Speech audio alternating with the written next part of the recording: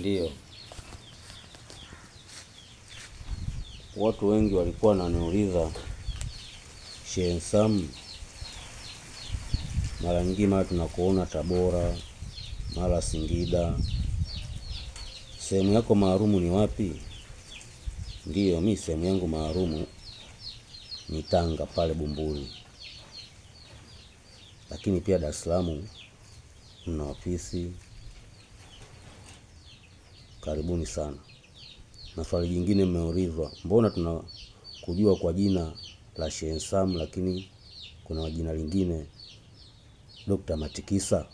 Ndiyo, ili jina la Dr. Matikisa kwa sababu kule nilikokuwa natoa, ambako ninakoenda natoa na majini uchawi na kuwanyoa wale wachawi, kuwatikisa, ndio watu wa kule wakawa wananipa nini hilo jina. Kwa hiyo majina hayo yote unayoona yanayoitwa si kwa sababu yangu mimi, ni kwa sababu ya wadau wenyewe, kutokana na vile ulivyo.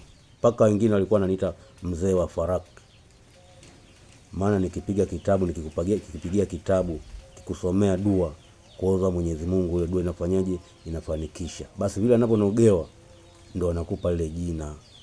Kwa hiyo mimi Dr. Matikisa ni kiboko ya wanga, wale wachawi walioshindikana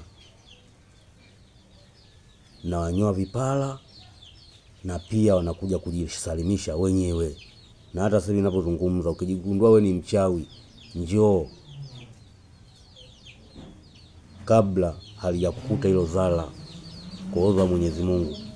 Mimi na adili na wachawi, kwa sababu mimi nakasirika. Mtu anafanya biashara yake, wewe unamletea chuma ulete, basi mimi wewe sio rafiki yangu.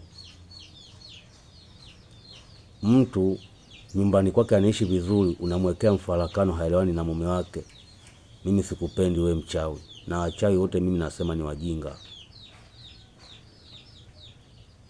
Ndio siri ya watu wangu wananipenda kule kote ninakotembea, kifua mbele kupambana.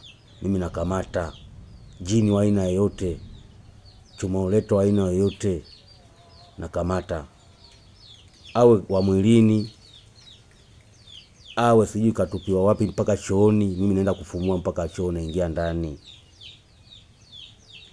Kwa hiyo wadau wangu ndio hilo swali lenu, na wajibu kwa hivyo kwamba mimi ni daktari, ndio maana nimeitwa majina mengi kama hayo.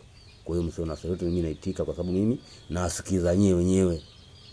Kwa mawasiliano 0787931009. Karibuni ofisini kwangu.